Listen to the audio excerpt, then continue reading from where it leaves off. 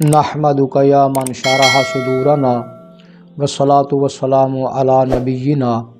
اما بعد فاعوذ باللہ من الشیطان الرجیم بسم اللہ الرحمن الرحیم ایاک نعبد و ایاک نستعین آمنت باللہ صدق اللہ مولانا العظیم وبلغنا رسولہ النبی الکریم الامین ونحن علی ذلک لمن الشاہدین والشاکرین والحمد للہ رب العالمین۔ بندہ پروردگارم امت احمد نبی، دوست دار چار یارم تابع اولاد علی، مذہب حنفیہ دارم ملت حضرت خلیل، خاک پائے غوث اعظم زیر سایہ ہر ولی، صدیق عکس حسن کمال محمد است، فاروق ذل جاہ و جلال محمد است،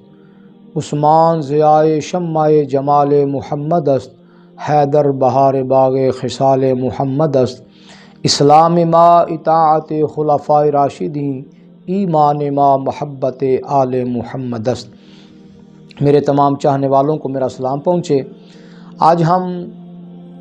ایاک نعبد و ایاک نستعین اور ایاک نعبد پہ تو ہم گفتگو کر چکے، آج و ایاک نستعین اس پہ گفتگو کریں گے۔ رب ذوالجلال نے ارشاد فرمایا کہ جب تم عبادت سے فارغ ہو گئے ہو، یعنی ایاک نعبد، بندہ عرض کرتا ہے اے مالک ہم تیری ہی عبادت کرتے ہیں، تیری ہی عبادت کرتے ہیں ہم، اور آگے عرض کرتا ہے وَإِيَّاكَ نَسْتَعِينُ، اور خاص تجھ ہی سے مدد مانگتے ہیں ہم، تجھ ہی سے مدد چاہتے ہیں ہم۔ یہ قرآن کا اسلوب اور قرآن نے جو تعلیم فرمائی بندے کو، بندہ اللہ کی بارگاہ میں یوں عرض گزار ہوتا ہے۔ تو سب سے پہلے اس پر اعتراض ہو سکتا تھا کہ اللہ تعالیٰ جل شانہ نے ایاک نعبد کو مقدم کیا اور وایاک نستعین کو مؤخر کیا، اس کی وجہ کیا ہے؟ تو اس کی سب سے پہلی وجہ تو یہ ہے کہ خالق اکبر جل وعلا نے پیچھے جو آیات بینات کو بیان فرمایا، کلام فرمایا، فرمایا الحمدللہ رب العالمین الرحمن الرحیم مالک یوم الدین۔ اب اس کو فرمایا ایاک نعبد و ایاک نستعین۔ اس قافیہ اور ردیف کو اپنے وزن پر رکھنے کے لیے اگر ایاک نعبد و ایاک نستعین کو اسی ربط کے ساتھ اور اسی قافیہ ردیف کے ساتھ اور اسی وزن کے ساتھ نہ لایا جاتا، بلکہ ایاک نستعین کو مقدم کر کے وایاک نعبد کو مؤخر کر کے بیان کیا جاتا، تو پھر یہ جو ربط چل رہا تھا اور جو کلام کا وزن چل رہا تھا، الحمدللہ رب العالمین الرحمن الرحیم مالک یوم الدین، یہ جو وزن آ رہا تھا تمام آیات بینات کا جو پیچھے گزر چکی ہیں، ان کا یہ وزن سلامت نہیں رہنا تھا، اس لیے میرے اللہ نے ایاک نعبد و ایاک نستعین کا بیان فرمایا اور اس کو اس ترتیب کے ساتھ بیان فرمایا۔ دوسری وجہ یہ ہے کہ خالق اکبر جل وعلا نے بندے کو تعلیم فرمائی اے میرے بندے، جب تو نے استعانت کرنی ہے، جب مدد طلب کرنی ہے تو یوں مدد طلب کرنا، پہلے اللہ کی عبادت کرنا، پہلے اللہ کی عبادت کرنا۔ اور جیسے خالق اکبر جل وعلا نے فرمایا الحمدللہ رب العالمین، تمام تعریفیں اللہ تعالیٰ کے لیے ہیں جو پروردگار ہے عالمین کا، اور وہ رحمان ہے، وہ رحیم ہے، پھر وہ مالک یوم الدین ہے۔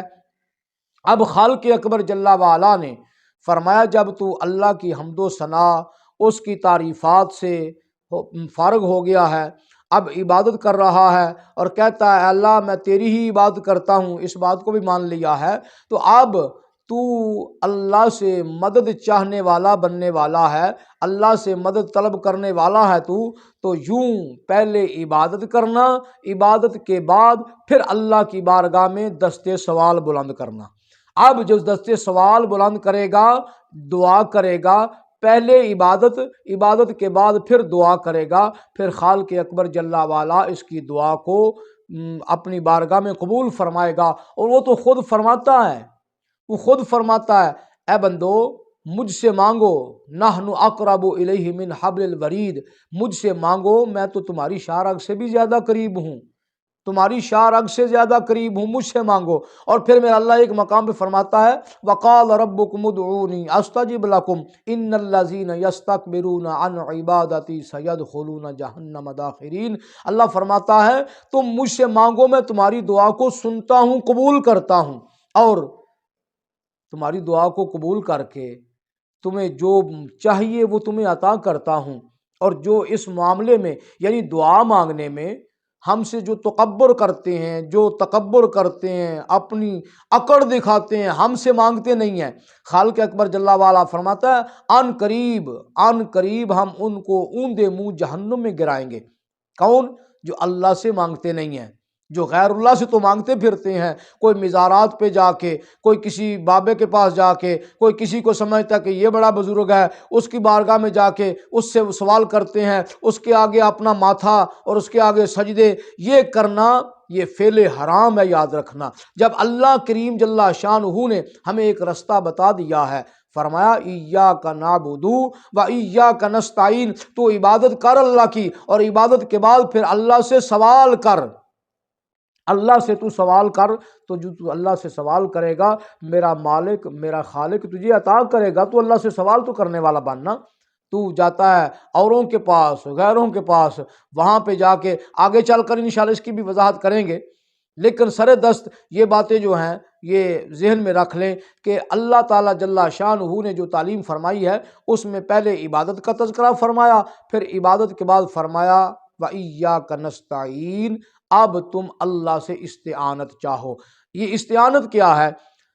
استعانہ یستعین استعانتاً، یہ باب استفعال ہے، اس کا معنی ہے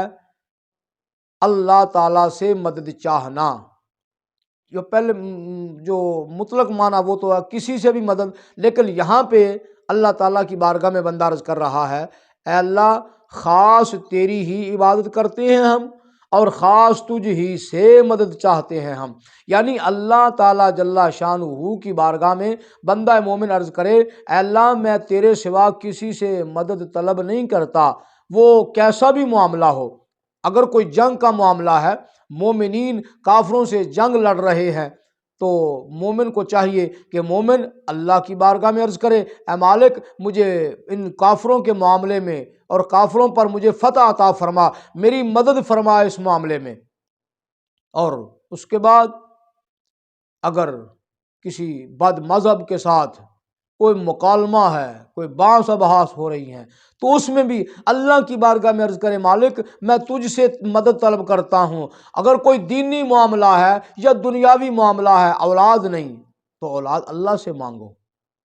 اگر تعلیمی معاملہ ہے تو تعلیم بھی اللہ سے مانگو، جیسے نبی کریم علیہ الصلوۃ والسلام نے ہمیں یہ درس دیا، اور خالق اکبر جل وعلا نے فرمایا اے لوگو لقد کان لکم فی رسول اللہ اسوۃ حسنہ، میرے محبوب کی زندگی تمہارے لیے بہترین نمونہ ہے۔ میرے محبوب کی زندگی کا مطالعہ کرنا، تمہیں پتہ چل جائے گا ہم نے زندگی کس طرح بسر کرنی ہے۔ تو محبوب خدا صلی اللہ علیہ وسلم تو اللہ کی بارگاہ میں یوں عرض گزار ہوتے ہیں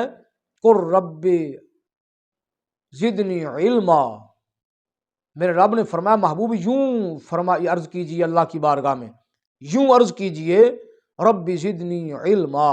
اے اللہ میرے علم میں اضافہ فرما،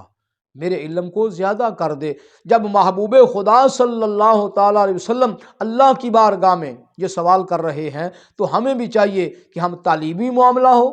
تدریسی معاملہ ہو، ہمارا کوئی دینی معاملہ ہو، ہمارا کوئی دنیاوی معاملہ ہو، کاروبار میں برکت کے لیے، اپنے روزگار کے لیے، کوئی بھی معاملہ ہو، تو ہمیں چاہیے جس طرح ہم سورہ فاتحہ میں یہ عرض کرتے ہیں اور نمازی نماز میں کھڑا ہو کے یہ سبع مثانی پڑھتا ہے، ان آیات کو تلاوت کرتا ہے ہر 2 رکعت میں ایاک نعبد و ایاک نستعین، اسی طرح جب یہ نماز سے باہر نکلے تو وہاں بھی یہ معاملہ اپنے ذہن میں رکھے کہ نماز میں کھڑا ہو کے تو میں اللہ سے مدد طلب کر رہا تھا، لیکن باہر نکل کے بھی وہ اللہ سے ہی مدد طلب کرے، غوروں کے پاس نہ بھاگ پڑے کہ فلاں بڑا کارآمد ہے، فلاں بڑا نیک ہے، فلاں بڑا یوں ہے، اس کی دعا بڑی قبول ہوتی ہے۔ ٹھیک ہے، دعا بھی کروانی چاہیے کسی سے، لیکن آگے چل کر ہم بتائیں گے کہ دعا کرانا کس طرح ہوتا ہے، کس طرح دعا کروائی جاتی ہے، ان کو وسیلہ کس طرح بنایا جاتا ہے، لیکن وہ مستقل بالذات سمجھ کے یہ نہ جائے کہ بابا جی دعا کر دیں گے تو پھر میرے بس وارے نیارے ہو جائیں گے، اس طرح نہیں، بلکہ بابا جی دعا تو کرتے ہیں، لیکن بابا جی کو کیا سمجھ کے جانا ہے، ہم انشاءاللہ اگلے دروس میں یہ بیان کریں گے۔ سر دس یہ باتیں جو ہیں، فرمایا ایاک نعبد و ایاک نستعین، استعانت کا معنی کیا ہے؟ استعان یستعین استعانتن، اس کا معنی ہے مدد طلب کرنا، تو مدد چاہنا اللہ سے، عرض کرے مولا ہم تیری ہی عبادت کرتے ہیں اور تجھ ہی سے مدد طلب کرتے ہیں۔ اب مدد طلب کر رہا ہے اللہ سے، اللہ جل شانہ پھر اس کو اپنی مدد، اپنا جو تعاون ہے وہ عطا فرمائے گا، لیکن